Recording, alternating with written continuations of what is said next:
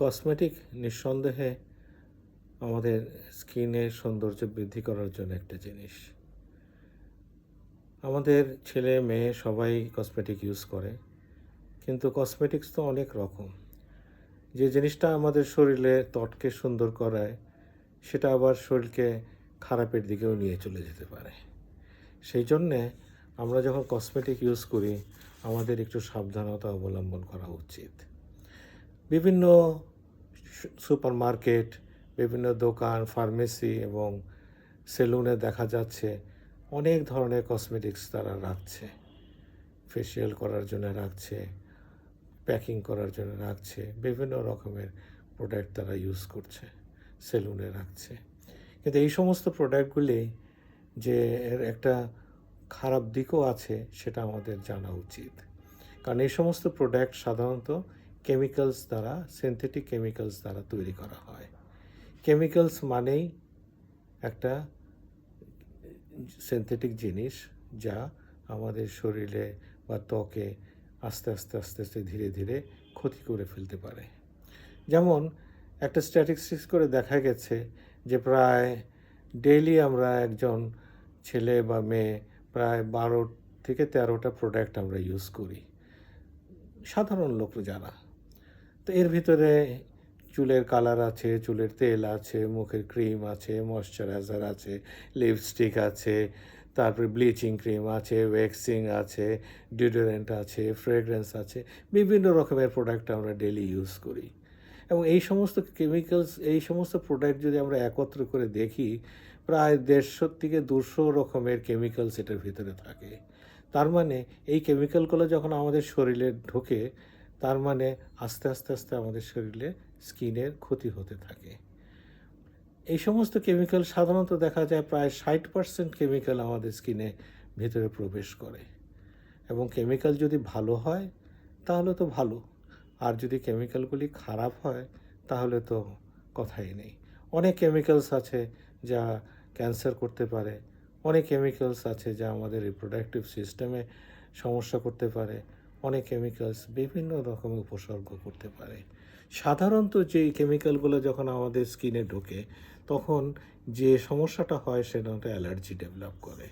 অ্যালার্জিটা খুবই কমন এবং সচরাচরই দেখা যায় যদি ভালো কসমেটিক্স যদি আমরা না ইউজ করি, এই 1-2 দিন পরেই দেখা যায় যে স্কিনে বিভিন্ন রকমের আমাদের অ্যালার্জিগুলো ডেভেলপ করে যাচ্ছে। তো এই জন্যে আমরা যত বেশি কেমিক্যাল ইউজ করব, যত বেশি কসমেটিক ইউজ করব, আমরা ধরে নেব আমাদের অ্যালার্জি বা টক্সিক জিনিসগুলো আমাদের শরীরের মধ্যে তত বেশি ঢুকবে এবং আমাদের অ্যালার্জি বা আমাদের যে সমস্ত প্রবলেমগুলো সেগুলো আস্তে আস্তে বেড়ে যাবে।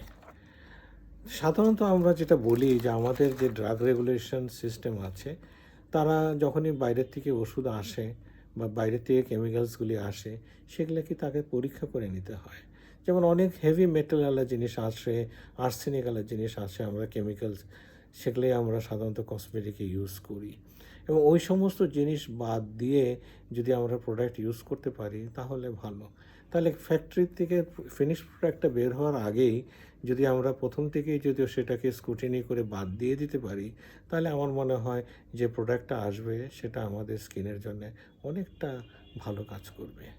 তাছাড়া আমরা যে সচরাচর যে সমস্ত বিউটি প্রোডাক্টগুলো ইউজ করছি, সেগুলিও একটা সাইড এফেক্ট আছে। যেমন আমরা প্যারাবেনটা ইউজ করি সাধারণত আমাদের কসমেটিক্সে প্রিজারভেটিভস হিসাবে, কারণ ওই সমস্ত প্যারাবেন না দিলে কেমিক্যাল প্রোডাক্টগুলো আমরা বেশি দিন রাখতে পারবো না, এমনি এমনি নষ্ট পড়ে যাবে, ফাঙ্গাস হয়ে যাবে, কেমিক্যালসটা নষ্ট হয়ে যাবে। প্যারাবেনের একটা সাইড এফেক্ট, খুব ভালো খারাপ সাইড এফেক্ট, সেটা আমরা সাধারণত ক্যান্সার বলে থাকি। তাছাড়াও আমরা ফর্মালডিহাইড ইউজ করি আমাদের নেল পলিশে, আমাদের হেয়ার স্প্রেতে, চুলটা শক্ত করার জন্যে, বা অ্যাডহেসিভ ইউজ করি। এই সমস্ত ক্যান্সার করতে পারে। তাছাড়া আরও অনেক ধরনের কেমিক্যালস আছে, যেমন অ্যান্টিব্যাকটেরিয়াল সোপ আছে, সেখানে আমরা এক ধরনের কেমিক্যাল ইউজ করি। আমরা হাইড্রোকুইনন ইউজ করে মুখের দাগ সরানোর জন্যে, আলটিমেটলি দেখা যায় যে দাগটা আরও বেশি গাঢ় হয়ে যাচ্ছে। এছাড়াও আমরা ফেয়ারনেস ক্রিম যেটা কমনলি আমরা ইউজ করে থাকি, যার ভিতরে প্রচুর পরিমাণ স্টেরয়েড ইউজ হয়, এতেও স্কিনের সমস্যা শুরু করে দেয়। আস্তে আস্তে স্কিনটা পাতলা হয়ে যায়, স্কিনটা লাল হয়ে যায়, স্কিনের সেন্সিটিভিটিটা কমে যায়, রোদে গেলে মুখটা জ্বালা পোড়া করে, ব্যথা করে, আস্তে আস্তে স্কিনটা নষ্ট হয়ে যায়। আমরা সাধারণত এখন করোনার সময় হ্যান্ড স্যানিটাইজারও ইউজ করছি। বেশি হ্যান্ড স্যানিটাইজার করলেও স্কিনটা আস্তে আস্তে খসখসা হয়ে যায়, ড্রাই হয়ে যায়, স্কিনের অ্যালার্জি ডেভেলপ করে যায়। তাছাড়া আমরা ছোট বাচ্চাদের বেবি ওয়াইপস ইউজ করি, সেখানেও এক ধরনের কেমিক্যালস আছে, সেটাও তার স্কিনের জন্য ক্ষতি হয়ে যায়।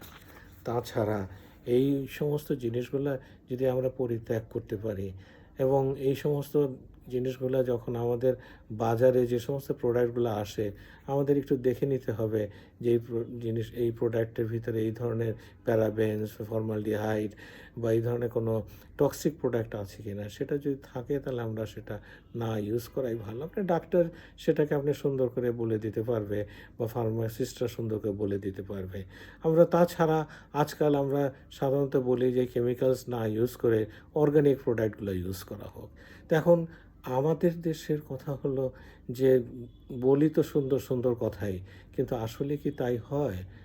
অর্গানিক প্রোডাক্ট, আমরা যখনই বিউটি পার্লারে যাব, তারা সুন্দর সুন্দর বক্সের মধ্যে সুন্দর সুন্দর বিভিন্ন রকমের ফেসিয়াল প্যাক, অর্গানিক জিনিস টিউবে, বটলে ভরে ভরে ইউজ করছে।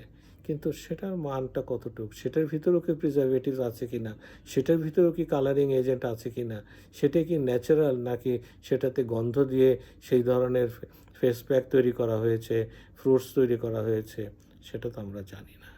আমাদেরকে অনেস্ট হতে হবে। অনেস্ট না হলে আমাদের স্কিনকে আমরা রক্ষা করতে পারবো না। আমাদের দেশের বা আমরা যারা প্রজন্ম যারা আসবে, তাদের স্কিনটা নষ্ট হয়ে যাবে আস্তে আস্তে। সেজন্যই আমি একটা কথাই বলবো যে কেমিক্যাল প্রোডাক্ট আমরা যত কম পারি তত ইউজ কম করি, না হলেই না ততটুকুই ইউজ করি, এবং বেশি বেশি প্রোডাক্ট না ইউজ করে অল্প স্পেসিফিক ভালো জিনিস যেন আমরা ইউজ করি।